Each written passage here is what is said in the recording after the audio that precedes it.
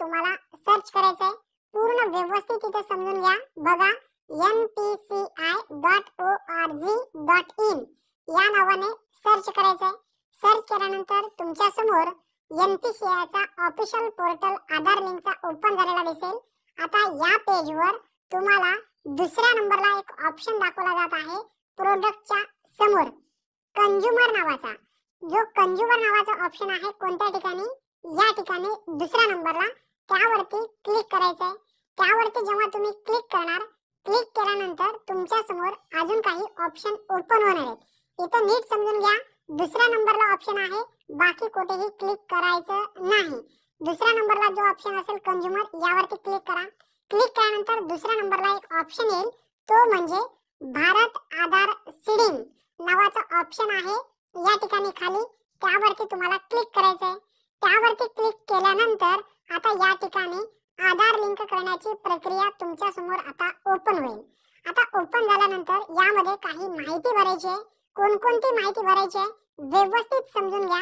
सर्वप्रथम तुम्हाला आधार card number जो असेल, तुमच्याकडे आधार कार्ड नंबर असणं आवश्यक आहे. आधार लिंक करण्यासाठी आधार कार्ड क्रमांक जो असेल तो तुमच्याकडे असणं आवश्यक आहे. या ठिकाणी टायमिंग दिलेला आहे, 8 मिनिटांमध्ये तुम्हाला ही प्रोसेस कंप्लीट करायची आहे. सर्वप्रथम आधार नंबर इंटर, आधार नंबरच्या ठिकाणी तुम्हाला इथं आधार नंबर टाकायचा आहे. त्यानंतर रिक्वेस्ट फॉर आधार मध्ये सीडिंग आणि डीसीडिंग दोन ऑप्शन दिलेले आहेत. यामध्ये जे तुम्हाला करायचंय ते तुम्ही इथे सिलेक्ट करू शकता. आपल्याला आता आधार सीडिंग करायचे, त्यासाठी 1 नंबरचा जो ऑप्शन असेल ते आपण आता इथे ठेवणार आहात. 1 नंबरला इथे सिलेक्ट करणार आहात. त्यानंतर सिलेक्ट युअर बँक एक ऑप्शन आहे. आता यामध्ये कोणकोणते बँक आहेत पुढे आपण माहिती समजून घेऊया. त्यानंतर बघा खाली ऑप्शन दिलेले आहेत अकाउंट नंबर टाकण्यासाठी. एकदा अकाउंट नंबर टाकायचा आहे, परत एकदा कन्फर्म करायचं आहे आणि खाली जो कॅप्चा दिलेला आहे जशाच टक्के तुम्हाला व्यवस्थित इथे टाकायचा आहे. जो कॅप्चा या रकान्यामध्ये दाखवला जात आहे, कोणत्या रकान्यामध्ये, या रकान्यामध्ये, तो जशाच तसे ज्या पद्धतीने नाव आहेत, अक्षर आहेत ते खाली टाकायचं आहे आणि त्यानंतर प्रोसीड या बटनावरती क्लिक करायचं आहे. आता सर्व माहिती आपण व्यवस्थित इथे भरून घेऊया. त्यानंतर पुढील प्रोसेस तुम्हाला इथं या ठिकाणी सांगतो. टिक मार्क सुद्धा काही करायचे आहेत. जर काही चुकलं तर परत तुम्ही रिसेट वरती क्लिक करून रिसेट करू शकता. आता बघा 1 नंबरला आपण आधार कार्ड नंबर टाकलेला आहे. त्यानंतर बघा खाली रिक्वेस्ट फॉर आधार मध्ये सीडिंग आणि डीसीडिंग असे 2 ऑप्शन दिलेले आहेत. आता आपण अकाउंट नंबर सुद्धा 2दा टाकलेले आहेत. आता बघा आपण सीडिंग या बटनावरती क्लिक करूया.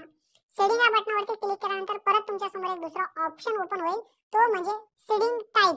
आता यामध्ये 3 ऑप्शन आहेत. Fresh seeding, movement with the same bank with another account, त्यानंतर movement from one bank to other bank असे 2 ऑप्शन आहेत. आपण आता फ्रेश सीडिंगला क्लिक करूया. क्लिक केल्यानंतर खाली अजून एक ऑप्शन ओपन झालेला आहे. या ठिकाणी 2 ठिकाणी तुम्हाला टिक मार्क करायचे. 2 ठिकाणी टिक मार्क केल्यानंतर खाली तुम्हाला कॅप्चा भरायचा आहे. ज्या पद्धतीने नाव किंवा अक्षर दिलेले आहेत सेम टू सेम तुम्हाला त्या ठिकाणी इंटर कॅप्चाच्या ठिकाणी टाकून द्यायचं आहे. आता बघा कॅप्चा आपण भरून घेऊया. कॅप्चा भरलेला आहे.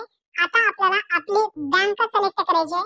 बँक सिलेक्ट करण्यापूर्वी यामध्ये कोणकोणते बँक आहेत हे सुद्धा आपण समजून घेऊया. सिलेक्ट युअर बँकेला इथे टच करा. टच केल्यानंतर एक या ठिकाणी जी बँक असेल ती बँकेचं नाव तुम्ही इथे टाकू शकता. परंतु यामध्ये काही बँकच तेवढे ऍड करण्यात आलेले आहेत. काही दिवसाच्या नंतर यामध्ये बँक ऍड होऊ शकतात. आता बघा यामध्ये 1 नंबरला आहे bank of Baroda, Canara bank आहे, इंडियन बँक आहे, इंडियन ओव्हरसीज बँक आहे, कर्नाटका विकास ग्रामीण बँक आहे. एवढे यामध्ये 5 बँक दिलेले आहेत. जर 5 बँकेपैकी जर अकाउंट तुमच्या कोणत्याही एका बँकेचं असेल तर या ठिकाणी जो अकाउंटला आधार लिंक कन्फर्म 48 तासामध्ये होणार आहे. आता बँक ऑफ बडोदा मध्ये जर तुमची बँक असेल तर तुम्ही अशा पद्धतीने बडोदा बँकेला इथे क्लिक करायचंय आणि प्रोसीड या बटनावरती क्लिक करायचंय. आता तुम्हाला यामध्ये तुमची बँक दिसत नाहीये. यामध्ये जर तुमची बँक दिसत नसेल तर तुम्हाला काय करायचंय हे सुद्धा समजून घ्या. सर्वात महत्त्वाचं म्हणजे भरपूर अशा लोकांचे बँक ऑफ बडोदा मध्ये अकाउंट नंबर आहे. त्यासाठी बँक ऑफ बडोदाला इथे सिलेक्ट करा. जर अकाउंट असेल तर त्या ठिकाणी, नसेल तर इथे सिलेक्ट करायचं नाही. त्यानंतर प्रोसीड या बटनावरती क्लिक करून तुमचा फॉर्म या ठिकाणी सबमिट होईल. 48 तासामध्ये तुमचा आधार लिंक होईल. तुमच्या बँक खात्याला आधार लिंक आहे किंवा नाही हे कशा पद्धतीने पाहायचा याच पोर्टलच्या माध्यमातून तुम्हाला पाहता येतं. या ठिकाणी एक अलर्टचा मेसेज आलेला आहे, पॉपअप आलेला आहे, तो म्हणजे कारण किती मिनिटं शिल्लक राहिलेले आहेत ते दाखवले जात आहेत. आता तुम्ही ओके या बटनावरती क्लिक करायचंय. 2 मिनिटं राहिलेले आहेत जवळपास, म्हणजे किती मिनिटं राहिलेले ते या ठिकाणी सांगत जाते. ओके वरती क्लिक करायचंय.